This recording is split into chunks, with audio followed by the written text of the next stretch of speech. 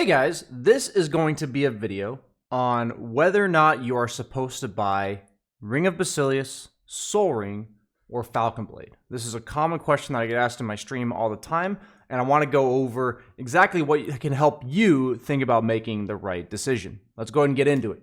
Banana slam jam.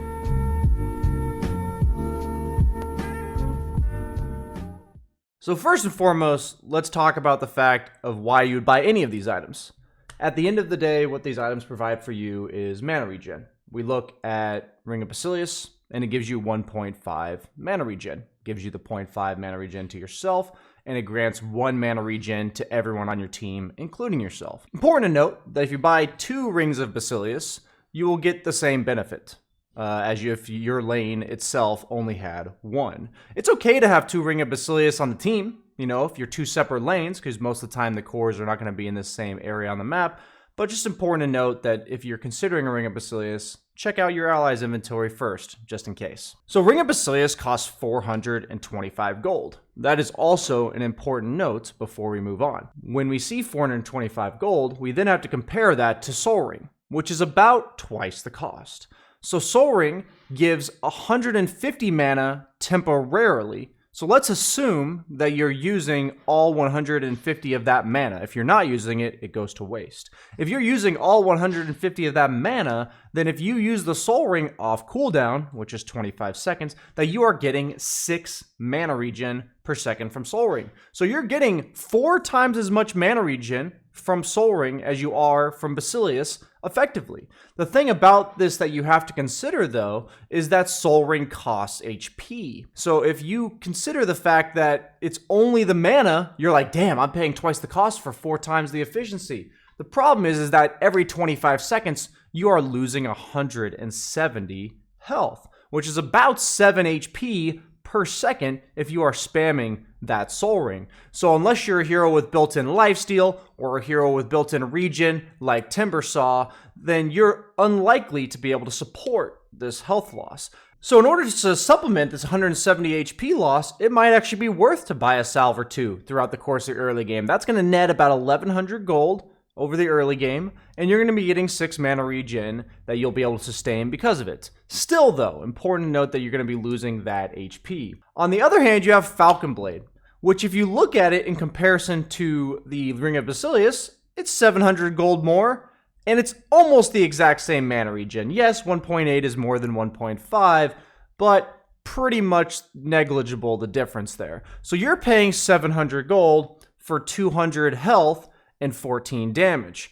So you have to consider that comparison to Ring of Basilius, because what that's saying is I'm willing to spend 700 gold to be a little bit tankier and do 14 right-click damage. So this is oftentimes going to be good on heroes with low HP pools and also heroes that benefit directly from attack damage and they need it pretty bad. An example would be like Weaver, where he gets 2 attacks from Geminate. He doesn't really build any other early damage items until Maelstrom, and getting that double bonus damage is crucial. But when you're comparing Falcon Blade to Soul Ring, neither of these items give you health sustain, but Falcon Blade doesn't take away your health. So if you're thinking about the fact that you're trading a lot, that you want to hit the other guy harder, and you also want to not lower your HP because he's going to hit back, then Falcon Blade is much more appetizing than Soul Ring. It's important to note that this specific patch, they buffed Falcon Blade by 2 damage, and they nerfed Soul Ring by 155 gold. So this kind of drastically shifted the percentage of the time that people are going to be buying Falcon Blade as opposed to Soul Ring. So what's really important about Soul Ring and Falcon Blade is that they tend to be lane domination items. They tend to be items that you are using to chuck out a bunch of spells during the lane. There are heroes that use Soul Ring and Falcon Blade to farm, but the majority of the time, you don't need your spells that often to farm to justify buying these items. If you're using mana just to farm, generally it's going to be more efficient to just buy that Basilius for a fraction of the cost. That's not even mentioning that you could just do a casual Sage's Mask that gives 0.7 mana regen, or Raindrops, which also give you a little bit of health regen in the sense that they're blocking some damage, and they're about the same thing as a Sage's Mask. So very quickly, I want to use some basic examples of when I bought each one of these items. So TA is a perfect example of a hero that prefers to buy Basilius. First and foremost, she has no way of naturally health sustaining, so Soul Ring is out of the picture. But then also, while you may say, isn't TA a hero that uses attack damage?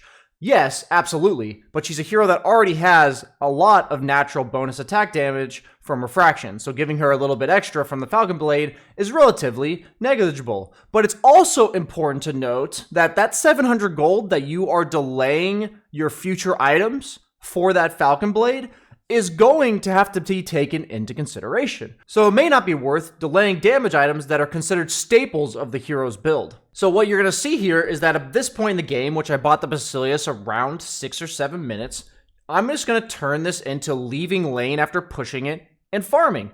And this is exactly what most heroes will do with Basilius. No matter what role you're playing, you just want that Basilius to spam the ability that you use to farm. In the case of TA, is Refraction. Another example in the carry will be something like Terrorblade, where I lean towards buying Basilius because I find myself leaving lane around 6 or 7 minutes.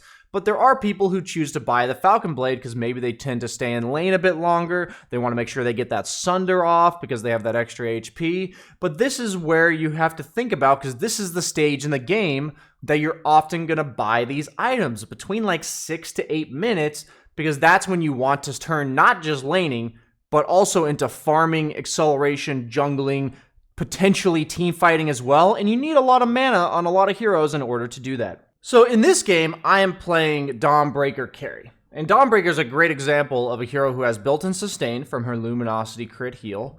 And she also has built-in attack damage from her Starbreaker.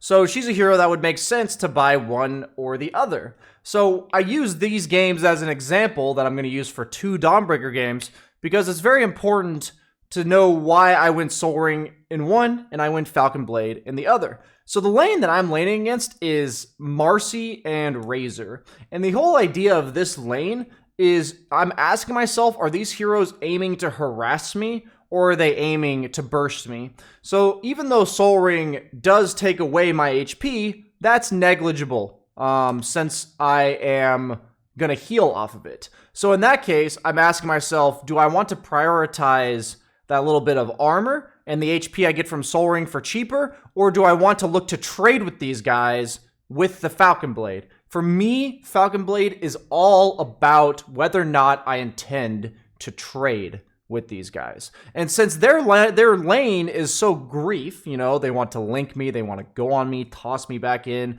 burst me from full to zero if possible, I would much rather take the cheaper item that's also more farming centric on the hero that I'm playing. Because Soul Ring, like we talked about, gives you 6 mana regen per second if you're using it off cooldown. And since Dawnbreaker's abilities are approximately 150 mana when Hammer's maxed out, she's making almost full use of that mana regen. And it's just important to note, once again, that I do not plan to trade with Razor. I don't plan to walk up and hit him ever. He's not going to harass me down. He's going to commit and kill me, which I think Falcon Blade loses a lot of value. Now, this lane right here is the complete opposite of the lane that you just saw.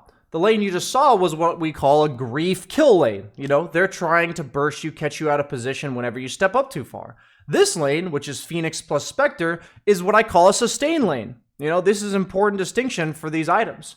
Because sustain lanes, what that means is they have abilities that naturally do damage over time, and they're looking to wear you down. We're talking about the Necros, the Venomancers, these types of heroes, right? And Soul Ring automatically loses value unless your hero's like Timbersaw that just has immense amount of health regen, because you're going to be suffering from health and mana problems, but most notably, you'll have way too much mana because you don't want to use the Soul Ring, so you'll run out of HP, right?